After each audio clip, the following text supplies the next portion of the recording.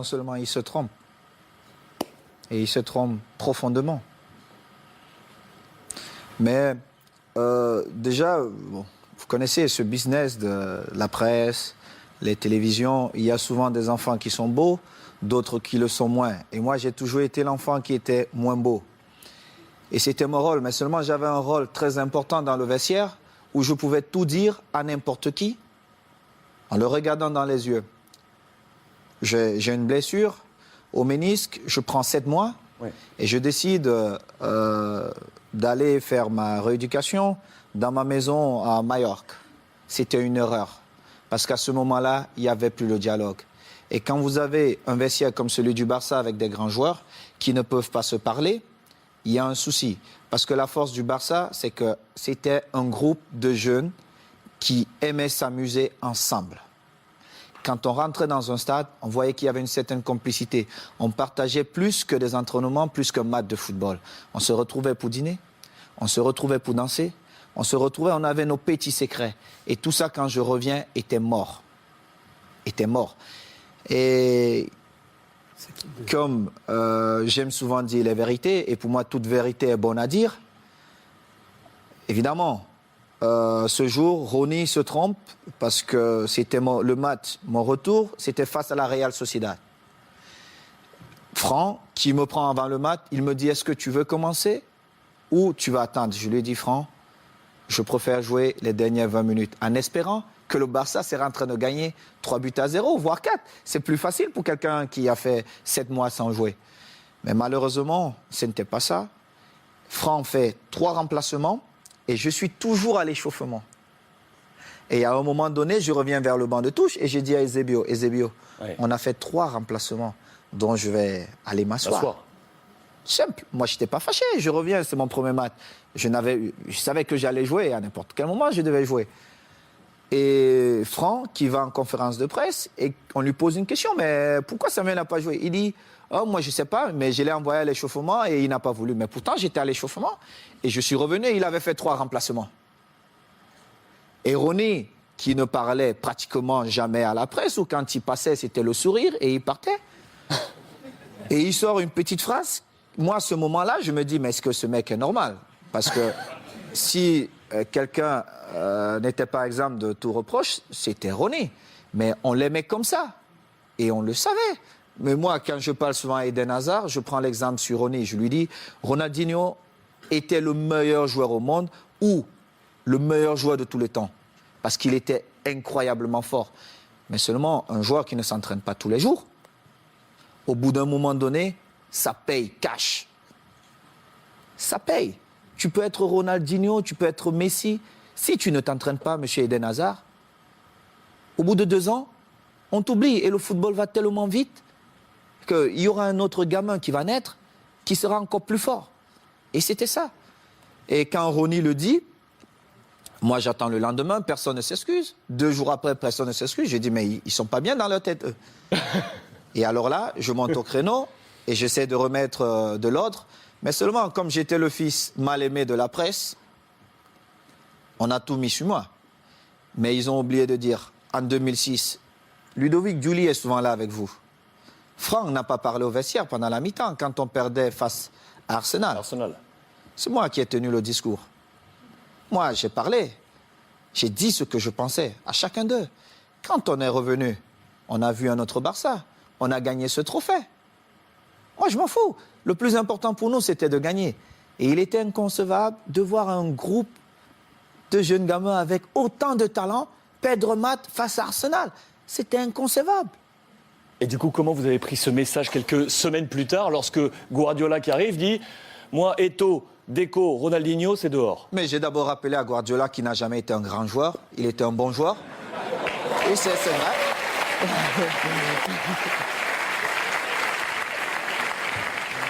Mais c'est vrai.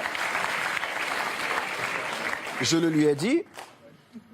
Et j'ai rappelé au passage, si c'est le coach Luis qui me le dit, je dis, ok, je ne peux rien dire.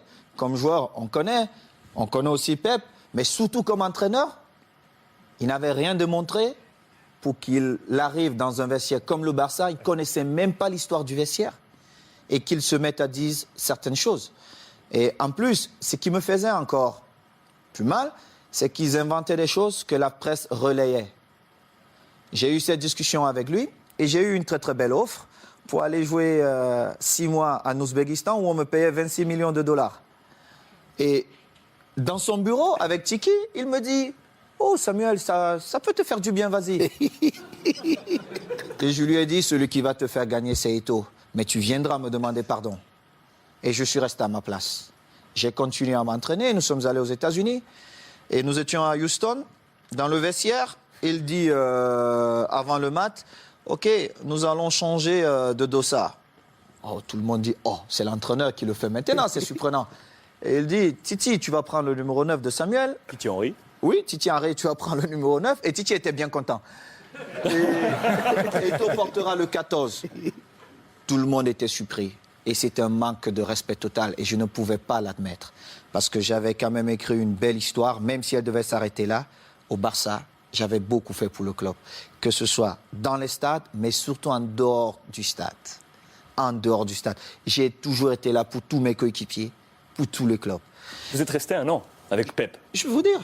Alors, il joue, je suis au banc de touche. Quelques jours plus tard, on joue contre une équipe de Mexico, Chivas. Chivas. Et il a le malheur de me donner 20 minutes. Et je crois qu'il pouvait se tirer une balle dans la tête. Et les 20 minutes, je marque 3 buts. On revient à New York contre Red Bull. Bon, il se dit, bon, voilà. Il me renvoie dedans. Je marque encore 3 buts. Il était obligé de convoquer une réunion. Mais comme il n'a jamais eu le courage de me dire les choses en face, il est passé par mes coéquipiers. J'étais en train de dîner. Et le délégué vient, Carlos Nava, il me dit, viens, j'ai une surprise pour toi. Moi, j'étais pressé. Je me disais peut-être c'est Beyoncé qui m'attendait.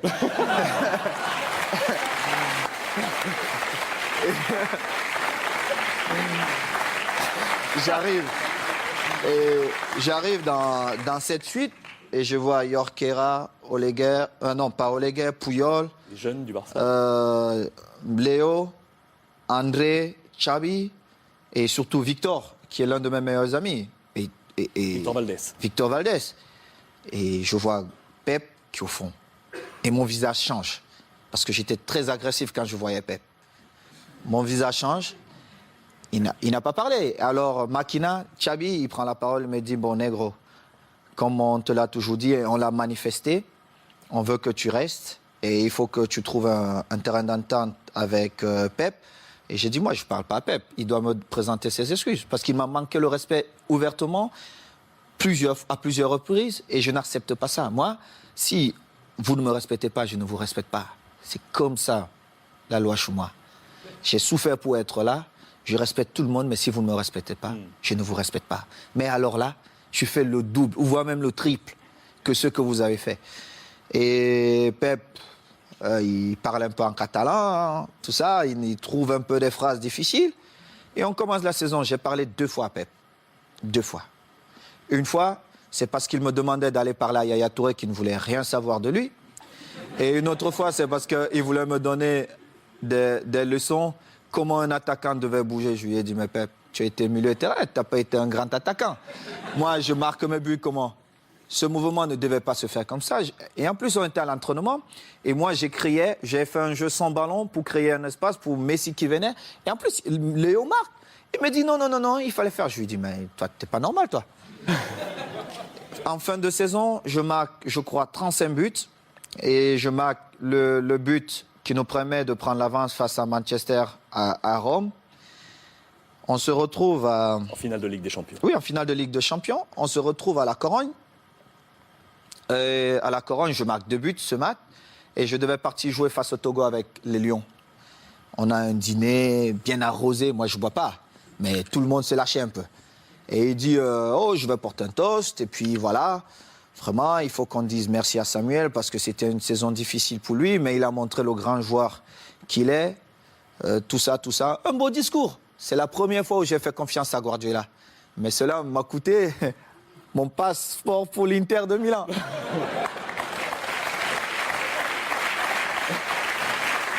Et du coup, quand vous l'avez croisé ensuite à l'Inter, parce que vous l'avez croisé, on a une belle photo de vous en Mais poignée de regardez main. mon visage. Parce que Guardiola, il m'a vu dans le tunnel. Est-ce qu'il m'a salué dans le tunnel? Il ne m'a pas salué dans le tunnel. Il a vous a attendu salué? là où il y avait tous les caméras. Moi, quand il a regardé le visage de Thierry Henry, ça dit tout. Parce qu'ils ont vu la scène. On était tous dans le tunnel.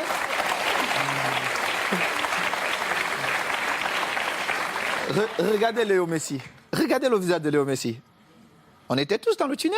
Il ne m'a pas salué. Il a attendu quand il y avait toutes les caméras pour venir me tendre la main. Évidemment, je ne pouvais pas refuser.